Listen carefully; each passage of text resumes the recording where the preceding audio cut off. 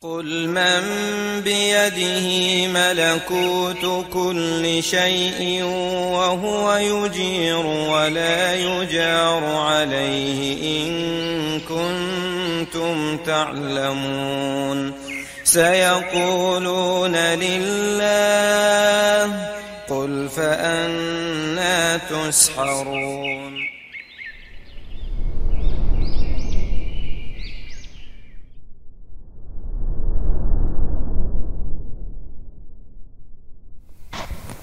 Alhamdulillahi Rabbil Alamin. Wassalatu wassalamu ala ashrafil anbiya'i wal mursalin Nabiyyina Muhammadin wa ala alihi wa sahbihi ajma'in.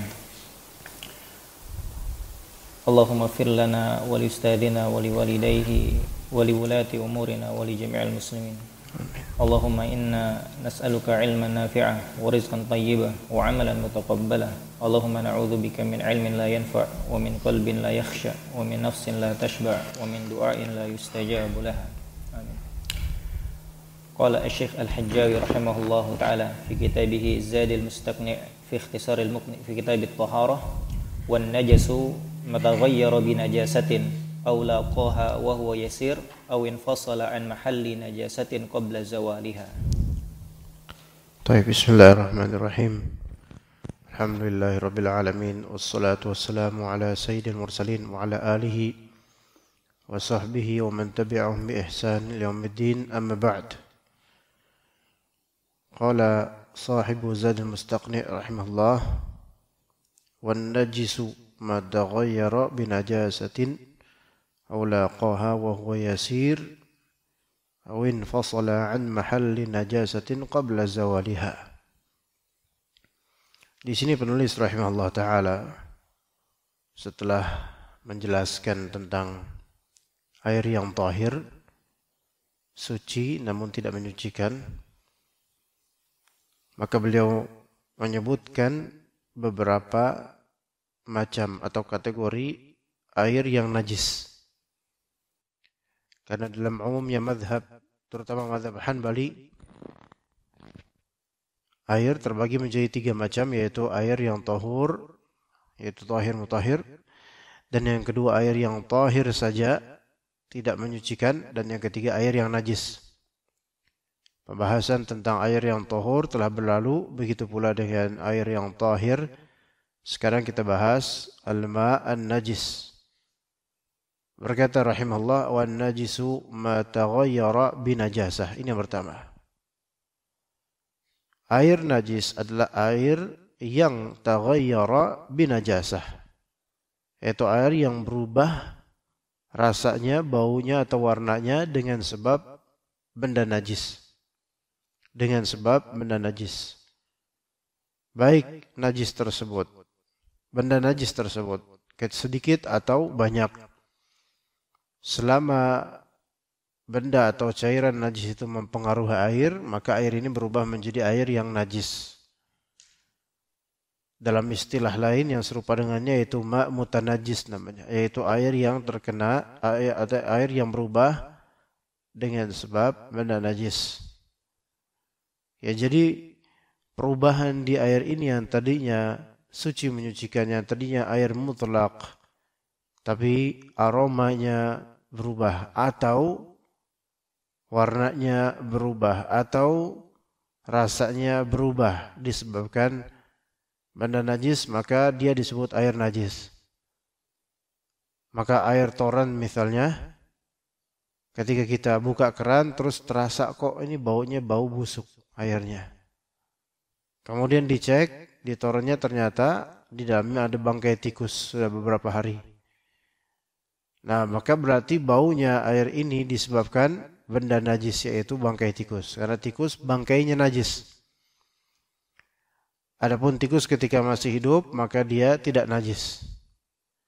Dia dikiaskan tikus itu dengan binatang pada umumnya, dan juga dikiaskan dengan kucing. Yang kata Nabi SAW, innaha laysat binajas, innaha minat tawafina alaikum. Kucing itu tidak najis, baik jilatannya maupun badannya, karena kucing itu tawafin, yaitu sering berkeliaran di sekitar kalian. Maka binatang-binatang yang sering berkeliaran di sekitar kalian maka hukumnya tidak najis. Itu yang sahih. Dan itu yang sahih karena sesuai dengan hadis Nabi SAW. Dan juga beberapa binatang yang memang tetap seperti kucing dan tikus haram dimakan dagingnya namun tidak najis secara zat, yaitu yang di sekitar kita misalnya biawak. Maka biawak itu tidak najis secara zat. Namun ketika dia mati, apapun sebab kematiannya, maka hukumnya najis karena haram dimakan bangkainya, menghukumi bangkai najis. Kalau misalnya binatang seperti itu, tikus, biawak, dan semisalnya bahkan cicak, ya, maka karena binatang-binatang ini berpotensi membusuk ketika mati, maka satu makna, dia najis ketika menjadi bangkai, semuanya itu.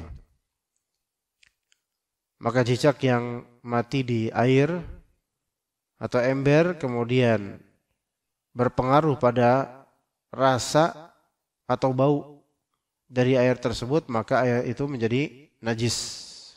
Menjadi najis. Itu yang pertama.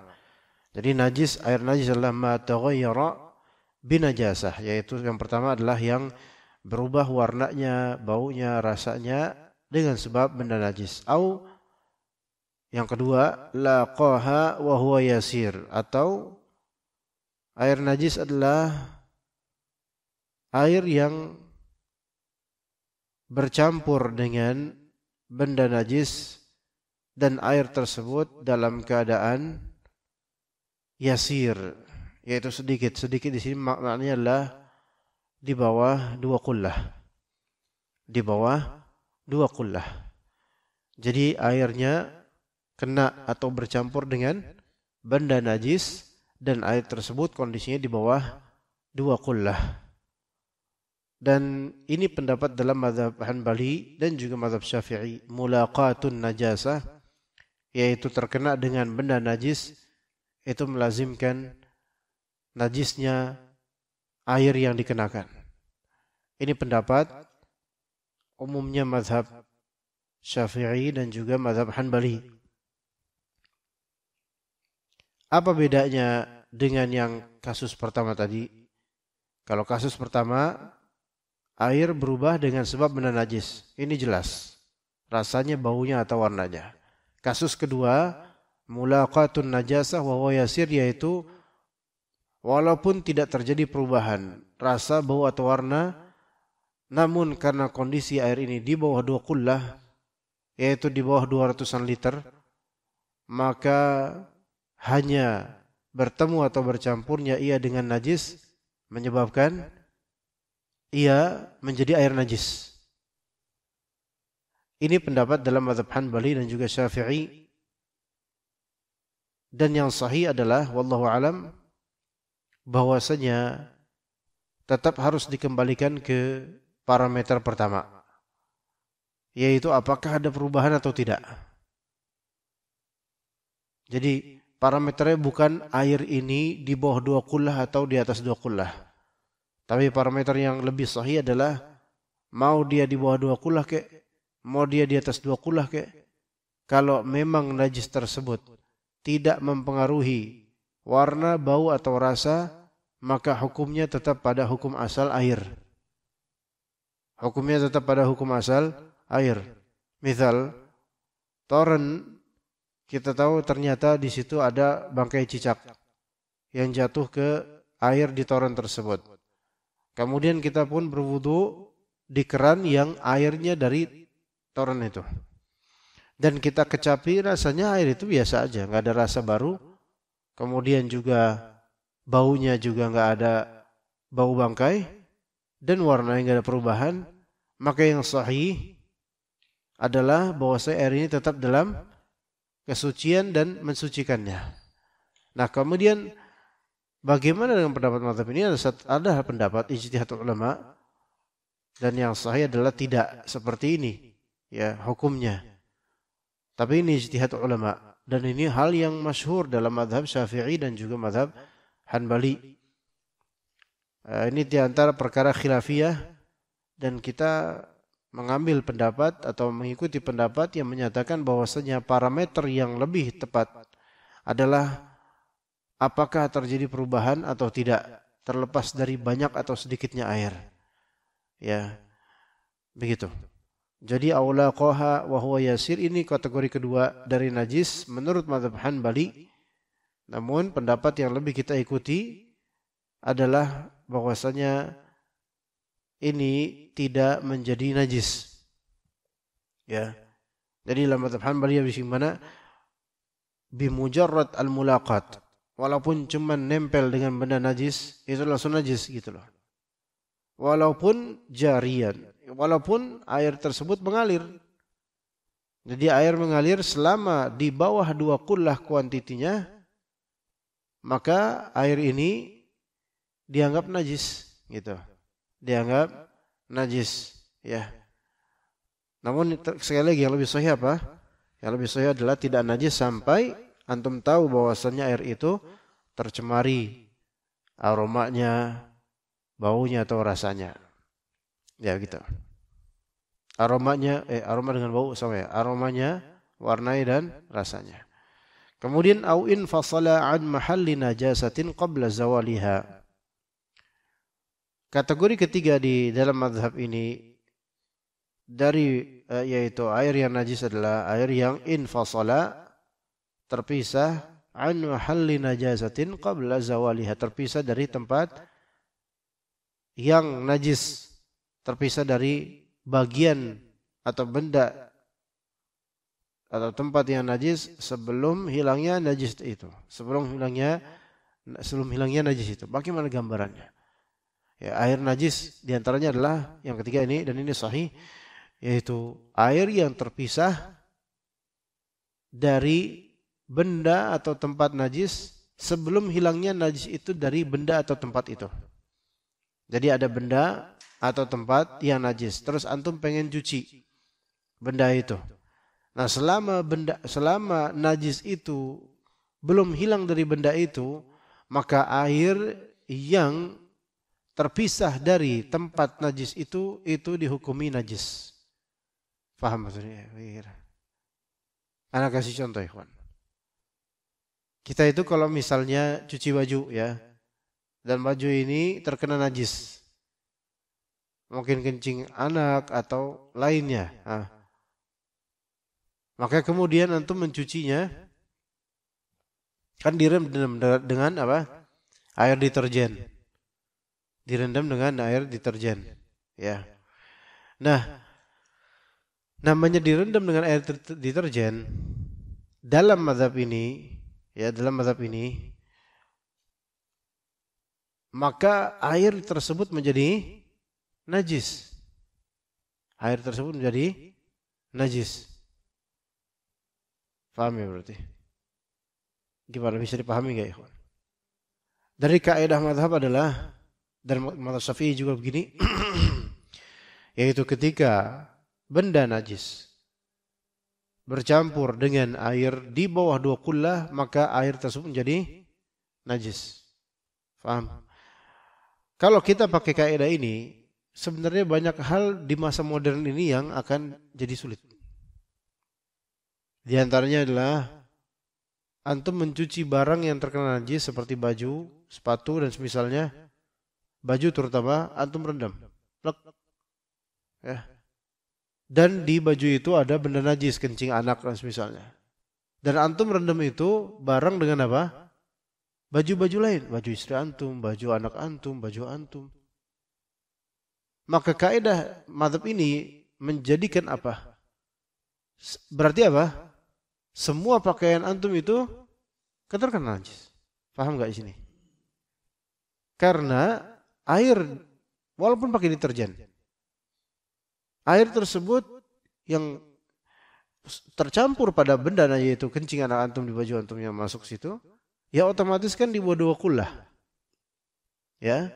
Walaupun dikocok sekali banyak itu, dan dalam kaidah mazhab enggak peduli berubah atau enggak rasa warnanya, tapi yang penting mujarrad mulaqat an-najasah fa asbaha al-ma' najisan. Ya cuma karena kena najis doang, maka langsung najis. Makanya kita katakan tadi yang sahih adalah bahwasanya parameternya itu mestinya apa? Perubahan. Bukan sebatas di bawah 2 qullah kemudian ketemu najis langsung najis semuanya.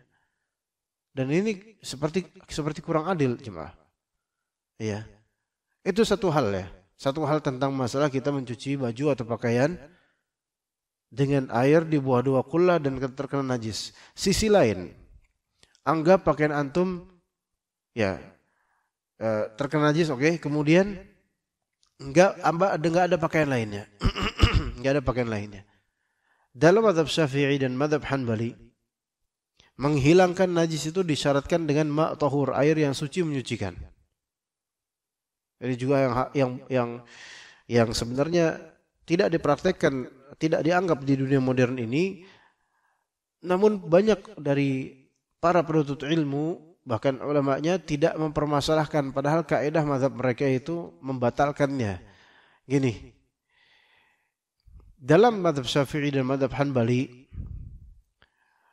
menghilangkan najis itu dipersyaratkan dengan air yang suci menyucikan. Adapun air yang suci saja, maka bagi mazhab-mazhab ini tidak bisa menyucikan dari najis. Paham ya? Nah, kalau misalnya antum cuci baju antum yang terkena najis air kencing anak, antum cuci kemudian di ember, antum rendam dulu, dan air yang digunakan air apa? Air deterjen. Pertanyaan, air deterjen ini air tahur atau tohir saja? Tohir, tidak tohur. Kenapa? Karena sudah tercampur dengan deterjen dan baunya bau deterjen. Enggak pada keaslian air tahur. Berangkat dari kaidah mazhab, maka berarti apa? Berarti air tahir ini tidak bisa menghilangkan najis. Malah justru air tahir ini menjadi najis. Gara-gara apa? Terkena air kencing yang menempel di baju antum. Nomor cuci. Jadi bukannya mencuci, air itu bukannya mencuci, membersihkan, bukan. Tapi malah justru terkontaminasi dengan najis. Ini kalau kita mau pakai kaidah mazhab ya. Tapi ada dalil-dalil yang menunjukkan bahwa parameter yang lebih kuat adalah bukan di 2 qullah atau di 2 qullah atau belum 2 qullah. Parameternya adalah selama air itu walaupun sedikit kena dengan benda najis, terpengaruh atau tidak, di situ parameternya. Nah, dan juga kaidah kedua yang sahih adalah menghilangkan najis itu tidak harus dengan air yang suci menyucikan. Bahkan kadang-kadang enggak harus dengan air, bisa dengan hal lain. Ya. Kalau untuk benda yang cair dan merembes jelas dengan air. Tapi boleh dengan air yang suci atau air suci menyucikan. Kalau misalnya benda najis tersebut padat dan tidak merembes, tidak merembes di pakaian padat itu, seperti misal tai kucing misalnya, ya, di lantai, antum tidak pakai air, antum sentil atau antum tendang itu sampai hilang najisnya. Berarti menghilangkan najis yang padat, konkret, itu tidak harus dengan air. Tapi kalau najis tersebut sifatnya cair, maka air jelas yang bisa menghilangkannya. Iya. Dan menghilangkan najis itu tidak harus dengan air yang suci menyucikan, bisa dengan air yang suci saja, di antara deterjen. Air deterjen, kalau pakai kaidah mazhab, air deterjen tidak suci menyucikan. Dan ingat, air yang dianggap hanya bisa air suci menyucikan jelas bisa menghilangkan hadas. Bisa menghilangkan hadas, bisa menghilangkan najis. Itu sahih. Tapi air suci saja tidak bisa menghilangkan hadas, namun bisa menghilangkan najis. Itu kaidahnya. Ya. Hadas bedakan hadas dengan najis, ikhwan. Hadas dipersyaratkan air suci menyucikan. Adapun najis yang lebih sahih adalah tidak dipersyaratkan air suci menyucikan. Air suci saja bisa. Ya.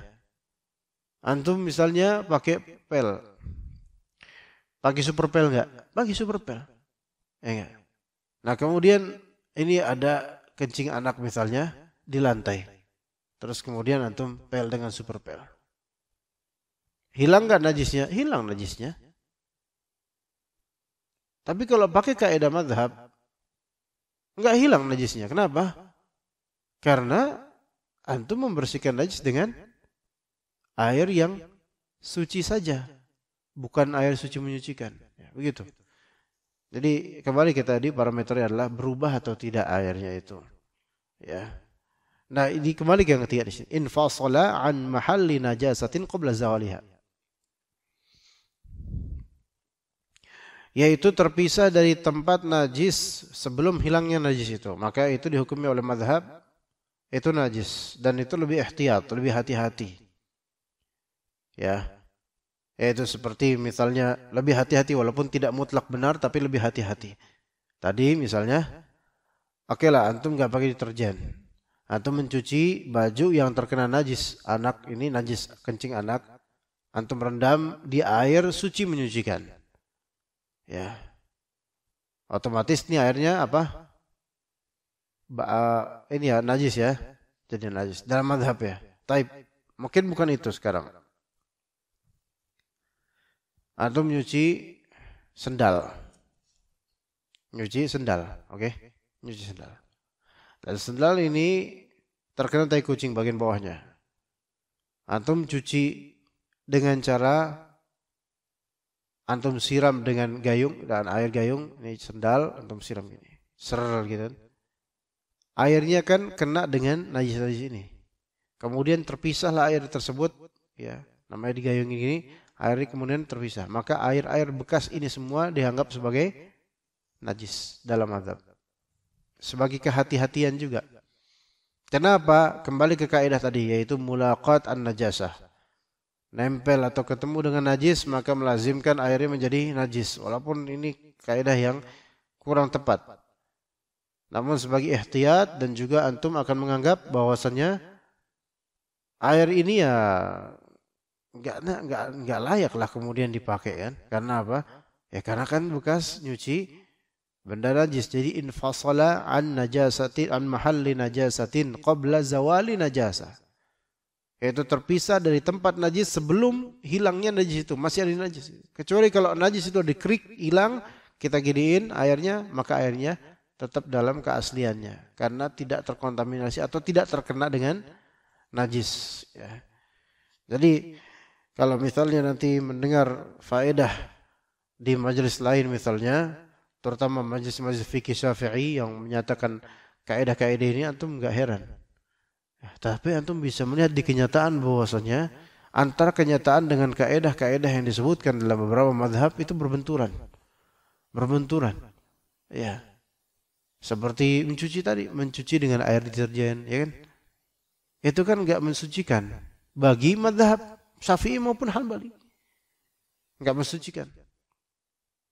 Tapi kan kemudian kan kita peras, kemudian kita masukin lagi kan ke air yang biasa ya. Nah sekarang pertanyaan, kalau yang tadi dengan air deterjen kita katakan enggak mensucikan baju kita, lah berarti kan masih ada najis dong di baju kita, gitu kan ya? Kan enggak sah pensuciannya, berarti ada najis di baju kita. Lah kemudian kan antum bilas lagi kan dengan air biasa.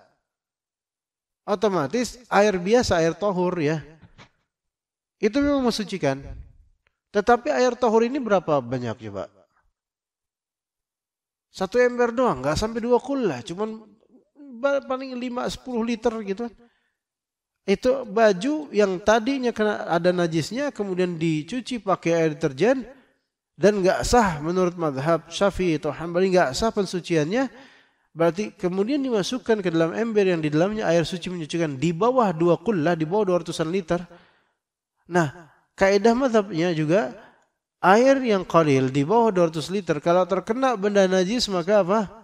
Terkontaminasi dengan najis. Berarti kan masuk lagi tuh najis ke ember, ke air ember yang tadinya airnya suci menyucikan, terkena baju yang dianggap tidak sah dan masih ada najisnya. Akhirnya sekarang air yang tadinya tahur suci menyucikan jadi apa sekarang? Najis lagi. Kemudian antum peras lagi. Ganti air kan, bilasan lagi kan? Bilas lagi, najis lagi. Faham gak ikhwan di sini? Inilah mengapa kita belajar mazhab betul. Mazhab Hanbali terutama karena ulamanya lebih dekat kepada ahli hadis dan sunnah. Tetapi bukan berarti mazhab enggak ada mazhab yang 100% benar, enggak ada. Hatta mazhab Hanbali sekalipun. Bahkan ulama-ulama Hanabilah sekarang di Saudi Arabia, mereka ketika membahas kitab-kitab ini, mereka tidak ragu untuk mengatakan ini kaidahnya tidak tepat. Yang sahih adalah begini gitu. Itu ulama Hanabilah itu yang zaman sekarang dan ulama Hanabilah yang benar-benar berlandaskan Al-Quran Sunnah, itu mereka tidak segan untuk tidak sepakat dengan bagaimana kaidah mazhab. Yang dicari itu kebenaran. Yang dicari kebenaran. Ya. Adapun muta'assibun yaitu para fanatik yang mana mereka bercokol di pintu-pintu mazhab, yaitu apa yang dikatakan mazhab itu selalu benar. Enggak bisa salah. Pasti benar. Dan ini batil, manhaj yang seperti manhaj yang batil. Makanya wajar kalau misalnya kita sudah berusaha untuk mempelajari mazhab tapi kok malah menyelisihi sebagian dari kaidah mazhab. Bukan apakah itu su'ul adab dan buruknya adab para ulama? Enggak, malah justru kita tetap menghormati mereka, namun kebenaran kita harus lebih berpihak padanya. Ya begitu. Taib. Berarti 3 tadi. Taib. Kita lanjut ke berikutnya. Fa'in udhifa. Assalamualaikum. Wa qala al-mu'allif rahimahullah ta'ala fa in udhifa ila al-ma'in najisi tahurun katsirun ghairu turabin wa nahwihi aw zala taghayyurun najis al-katsiri bi nafsihi aw nuziha minhu fa baqiya ba'dahu katsirun ghairu mutaghayyirin tahur. Taib. Kemudian air yang suci kedua, ya air suci. Sekarang di sini air suci. Fa in udhifa ila al-ma'in najis tahurun katsirun ghairu turab wa nahwuhu. Kalau misalnya ini termasuk air yang suci ini, tidak najis jadinya. Jika udhifa ila al-ma'in najis tahurun katsirun ghairu turabin wa nahwuhu. Jika dimasukkan ke dalam air najis, dimasukkan dengan air yang tahur yang kathir, air suci menyucikan yang kathir. Kathir di sini istilah dalam madhab adalah air di atas 2 kullah. Ya, istilah kathir dalam madhab adalah air di atas 2 kullah. Air yang di atas yang 204 kg atau lebih. Nah, di sini jika air najis, ini air ada yang najis nih, air najis nih ya. Kemudian air najis ini kita campurin dengan 204 kg atau 200 sekian puluh liter air. Kita masukin tuh. Ya. Selama air ini tidak bertanah ya dan tidak tercampur dengan zat-zat lain seperti sabun, maka jadi apa air ini? Suci. Air ini menjadi suci. Ya. Dan bisa juga suci menyucikan juga karena kembali kepada keasliannya. Jadi saya ulangi. Misal antum di toren ya, ada air najis gitu kan. Karena apa? Udah berubah baunya disebabkan bangkai tikus yang mati di situ, oke? Tapi air itu banyak, cuman emang udah bau gitu loh. Maka ini hukumnya dalam mazhab apa? Najis, dan ini sahih, najis. Dan air keran ketika antum buka keran ya memang rasanya rasa bangkai gitu. Maka najis ini. Ya, setelah dicek najis type. Kemudian kan antum kuras. Namanya nguras itu kan nggak bisa 100%. Mesti ada sisa-sisa. Ya mesti namanya toren kan lumpurnya ya. Tanahnya dan kemudian airnya pun masih tersisa dan itu masih bau. Misalnya air yang tersisa setelah antum kuras itu sekitar anggap aja 5 liter misalnya ya. 5 liter dalam toren besar.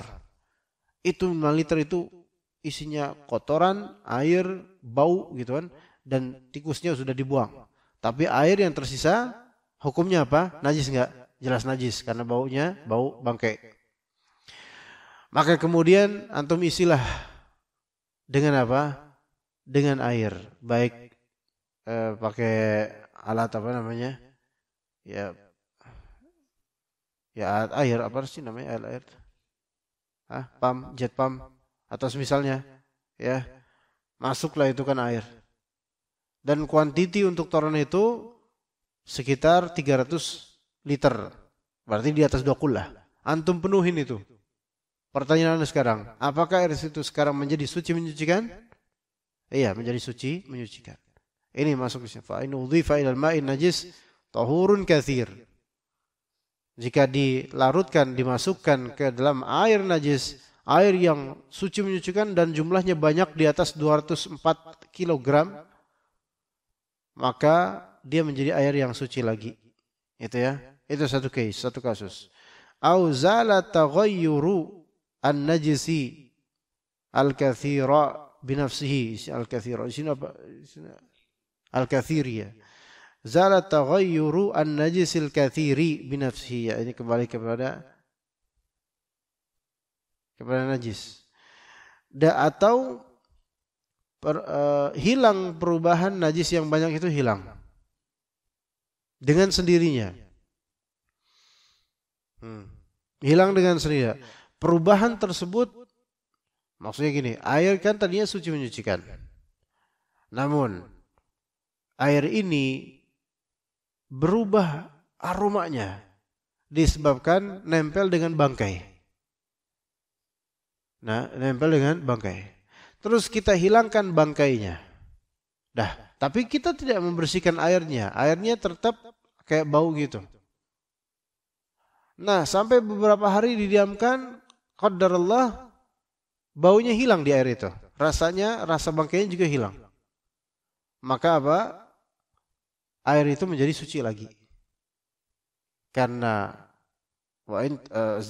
karena zawal taghayyuri najis al-katsir binafsih, dengan sendirinya hilang. Aromanya dengan sendirinya hilang. Saya kasih contoh, toren isinya air dan antum merasa ini bau bangkai banget airnya. Ya. Maka kemudian pihak masjid memberikan warning, tolong jangan berwudu di keran ini atau dari toren kami karena bau najis gitu kan, bau bangkai. Tayyib. Akhirnya orang nggak ada yang wudu di situ. Nah kemudian seminggu berikutnya mungkin karena sibuk atau apa tidak ada pembersihan. Namun pas dicoba,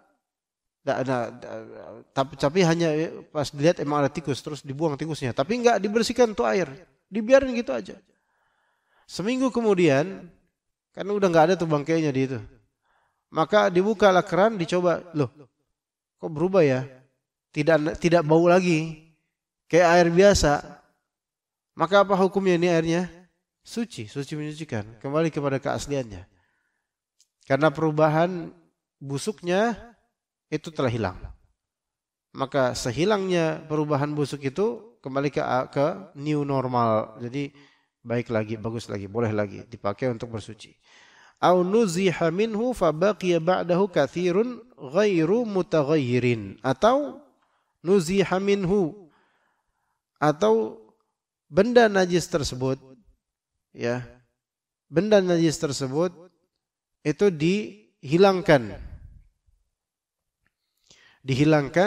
dan yang tersisa setelahnya adalah air yang banyak dan tidak mutaghayyir, tidak ada perubahan sama sekali. Jadi kalau misalnya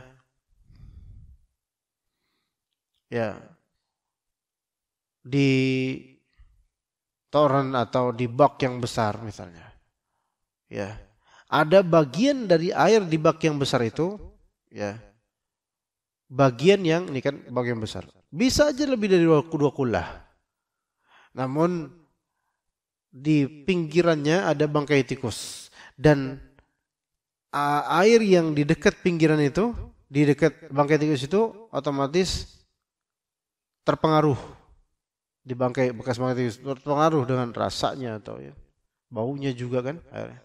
Tapi air yang lain itu enggak terpengaruh. Tapi memang hati-hatinya adalah kita enggak usah pakai semuanya karena khawatirnya ada perubahan semuanya. Tapi ini enggak. Terus kita nazah, kita hilangkan. Ya, kita hilangkan bagian yang berpotensi bau itu. Kita hilangkan. Kita kuras bagian tersebut gitu loh. Yang tersisa sekarang adalah air yang tidak terkontaminasi dengan najis tadi. Taib, maka hukumnya suci sekarang. Karena illatnya dihilangkan, penyebabnya dan penyakitnya dihilangkan. Ya, seperti itu untuk masalah air suci yang masalah air pertama najis dan kemudian ada air yang tadi najis menjadi suci. Ya. Jadi kembali ke yang tadi kita dua pembahasan pertama yang najis dan pembahasan kedua yang tadi najis menjadi suci. Yang pertama najis itu yang berubah rasa, bau atau warna gara-gara benda najis. Atau yang kedua yaitu yang bercampur dengan benda najis dan di bawah 204 kg. Namun kita tadi katakan bahwasanya yang sahih adalah kita parameterkan air najis karena perubahan bau, warna atau rasa, bukan karena dua kulah atau dua kulah. Ya. Dan juga yang ketiga kasus apa? Terpisahnya air dari tempat najis ketika dicuci. Dan tempat najis tersebut masih belum hilang najisnya, maka itu dihukumi najis. Walaupun ini juga tadi kita katakan tidak mutlak benar. Dan tentang air yang suci setelah sebelumnya najis, tadi kita sudah bahas yaitu air najis kemudian ditimpali dengan air suci menyucikan di atas 2 kullah, maka ini bisa membuatnya suci dan menyucikan kembali. Ya. Atau air yang najis tadinya namun bau atau perubahan najisnya itu, perubahan air tersebut hilang dengan sendirinya, maka ini menjadi suci menyucikan. Atau air yang ada bagian tercampur najisnya, kemudian bagian tersebut dipisahkan atau dikuras bagian tersebut sehingga airnya yang suci menyucikan terselamatkan. Taib itu untuk yang kitab Thaharah. Ada soal nggak di sini jemaah? Mungkin ada yang mau bertanya mungkin berkaitan dengan tadi. Kalau nggak ada kita lanjut. Fadhal.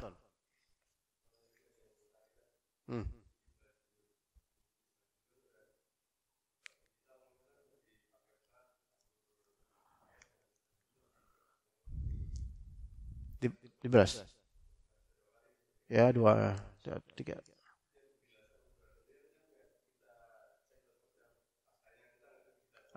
Nggak dicek. Ya. Ya. Taib. Ya. Apakah kembali? Ya, jadi yang penting pertama kita ingatkan dulu kembali bahwasanya pencucian dengan deterjen yang sahih tetap sah untuk menghilangkan najis itu dulu kan. Nah ketika dicuci dengan deterjen biasanya kan pakaian udah nggak bau amis atau nggak bau najis lagi kan biasanya gitu. Maka secara hukum penciuman itu sudah tidak najis kan gitu. Dan juga sudah tercampur dengan air deterjen sehingga kan bekas dan efek najisnya udah hilang. Sebenarnya dari pencucian pertama dengan deterjen itu sudah berlaku hilangnya najis. Begitu. Itu yang lebih sahih ya. Kita nggak ikut dengan kaidah mazhab tertentu dalam masalah ini karena apa? Karena Nabi SAW, karena ijma' ulama itu ya lebih memberat. Ijma' ulama menyatakan bahwasanya yang terpenting adalah apa? Bau, warna, dan rasa gitu loh. Kita lebih ke sisi itunya bukan sisi 2 kulahnya. Nah sekarang nanti bilas yang kedua, bilas yang ketiga dan seterusnya.